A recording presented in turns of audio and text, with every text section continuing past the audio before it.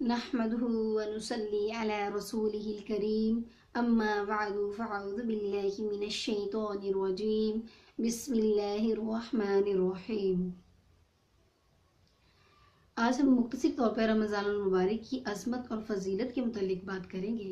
تو سب سے پہلے بات کرتے ہیں اس مبارک مہینے کے نام کے متعلق۔ رمضان ارمضا سے ہے جس کے معنی ہے جلانا۔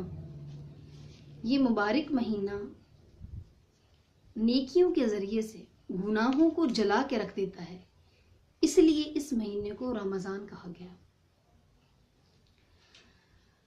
حضرت سلمان فارسی رضی اللہ تعالی عنہ روایت کرتے ہیں کہ رسول پاک صلی اللہ علیہ وسلم نے شعبان کے آخر میں ہمارے سامنے خطبہ دیتے ہوئے ارشاد فرمایا کہ لوگوں، تم پر ایک بہت عظیم الشان مہینہ آ رہا ہے جو کہ بہت ہی بابرکت اور مقدس مہینہ ہے۔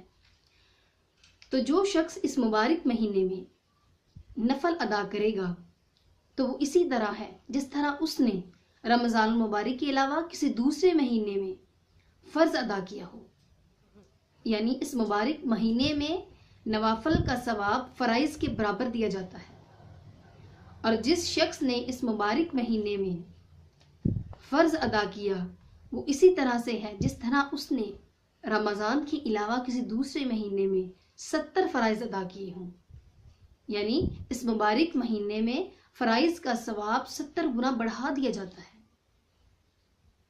اسی طرح سے حضرت ابو ہریرہ رضی اللہ تعالی عنہ روایت کرتے ہیں کہ جب رمضان المبارک کا مہینہ آتا ہے تو آسمان کے دروازے کھول دیے جاتے ہیں۔ ایک روایت میں آتا ہے کہ جنت کے دروازے کھول دیے جاتے ہیں اور جہنم کے دروازے بند کر دیے جاتے ہیں۔ یہ مہینہ صبر کا مہینہ ہے اور صبر کا بدلہ جنت ہے۔ رسول پاک صلی اللہ علیہ وسلم نے ارشاد فرمایا کہ اس مبارک مہینے کا ابتدائی حصہ رحمت ہے، درمیانی حصہ بخشش ہے اور آخری حصہ دوزخ کی آگ سے آزادی کا ہے۔ اس مبارک مہینے میں اللہ رب العزت مومن کا رزق بڑھا دیتے ہیں اور دعاؤں کو قبول فرماتے ہیں۔ ایک روایت میں آتا ہے کہ رمضان المبارک کی ہر شب و روز میں ایک دعا ضرور قبول کی جاتی ہے۔ اسی طرح سے فرمایا گیا کہ یہ مہینہ لوگوں کے ساتھ غمخواری کا مہینہ ہے، لوگوں کے ساتھ غمخواری کا مہینہ ہے۔ رسول پاک صلی اللہ علیہ وسلم ارشاد فرماتے ہیں کہ جو شخص اس مبارک مہینے میں اپنے ماتحتوں کے بوجھ کو ہلکا کرے گا، ماتحتوں کے بوجھ کو ہلکا کرنے کا کیا مطلب ہے؟ مطلب جو لوگ آپ کے تحت کام کرتے ہیں، جیسے مثال کے طور پر اگر ہم گھر کی سطح پہ دیکھیں تو گھر میں کام کرنے کے لیے عورتیں آتی ہیں یا کسی نے بچے چھوٹے ہیں وہ کام کرنے کے لیے رکھے ہوتے ہیں، تو اگر ہم ان سے تھوڑا کام لیں، اسی طرح سے اگر دفاتر اور فیکٹریوں کی طرف اگر جائیں تو وہاں پر بھی ملازمین ہوتے ہیں، اگر رمضان المبارک کی قدر کرتے ہوئے ان کا بھی روزہ ہوتا ہے، لہٰذا اگر ان کو کام میں کچھ ریلیف دیا جائے، ان سے کہا جائے تھوڑا کام کریں، ان سے تھوڑا کام لیا جائے، تو اللہ رب العزت ارشاد فرما رہے ہیں یہاں پہ کہ جو شخص، آپ صلی اللہ علیہ وسلم نے فرمایا کہ اللہ پاک فرماتے ہیں کہ جو شخص اپنے ماتحتوں سے تھوڑا کام لے، یعنی ان کے بوجھ کو ہلکا کرے، تو اللہ پاک انہیں بخش دے گا اور جہنم کی آگ سے آزادی دے گا۔ تو بہت آسان ہے، اپنے ماتحتوں کے بوجھ کو ہلکا کریں، خلق خدا کے سامنے بھی عزت پائیں گے اور اللہ رب العزت کے دربار میں بھی کامیاب ہو جائیں گے۔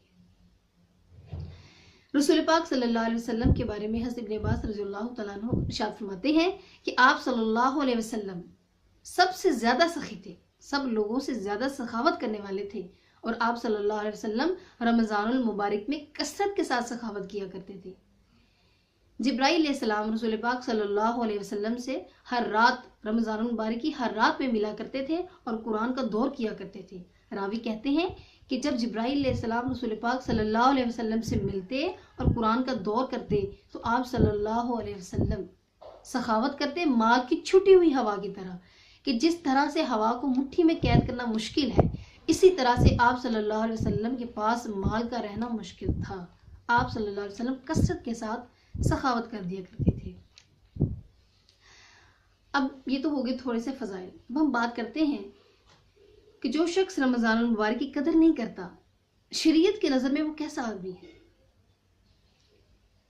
हज़रत काब बिन उजरा रज़ियल्लाहु ताला अन्हु रिवायत करते हैं कि रसूलुल्लाह सल्लल्लाहु अलैहि वसल्लम एक मरतबा तशरीफ़ लाए और हमें हुक्म फरमाया कि करीब करीब हो जाओ।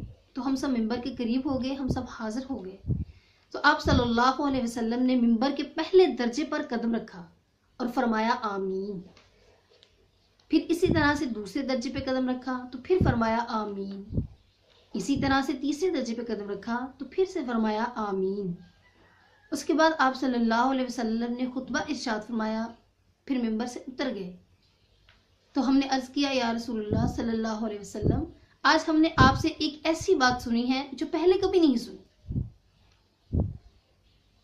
तो आप सल्लल्लाहु अलैहि वसल्लम ने इरशाद फरमाया कि जब मैंने मिंबर के पहले दर्जे पर कदम रखा तो जिब्राईल अलैहिस्सलाम ने कहा, क्या कहा कि हलाक हो जाए वो शख्स जो रमज़ानुल मुबारक का महीना पाए लेकिन उसकी मगफरत ना हो।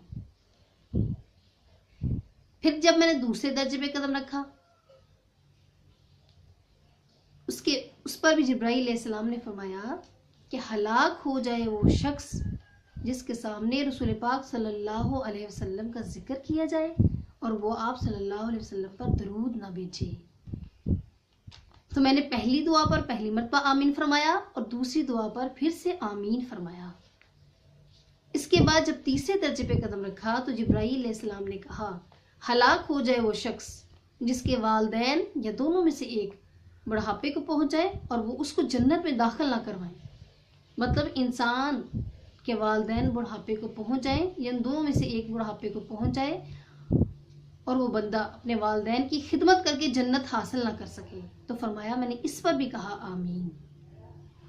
इसी तरह से अब यहाँ पे रमज़ान सबसे पहली मरतबा जो आमीन कहा, रमज़ान मुबारक के महीने के मुतालिक बात की कि वो शख्स हलाक हो जाए, तबाह हो जाए, बर्बाद हो जाए, कि जो रमज़ान मुबारक का महीना भी पाए लेकिन अपनी बख्शिश ना करवा सके, अपनी मगफरत ना करवा सके।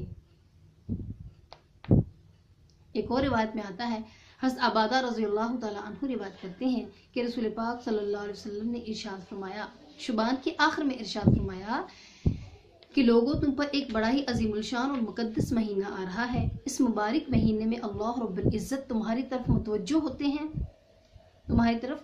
होते हैं और अपनी रहमतें खास नाज़िल फरमाते हैं और तुम्हारे तनाफुस को देखते हैं और मलाइका के साथ तुम पर फख्र करते हैं। बस अल्लाह रब्बुल इज़्ज़त को अपनी नेकी दिखलाओ। बदनसीब है वो शख्स जो इस मुबारक महीने में भी अल्लाह रब्बुल इज़्ज़त की रहमत से महरूम रह गया। तो जहां तक कोशिश है, जितनी कोशिश कर सकते हैं अपनी कोशिश के मुताबिक इस मुबारक महीने में रहमतें और बरकतें समेटें, क्योंकि अल्लाह रब्बुल इज़्ज़त की रहमतों का नुज़ूल जितना इस मुबारक महीने में होता है बाकी तमाम साल इतना नुज़ूल नहीं होता।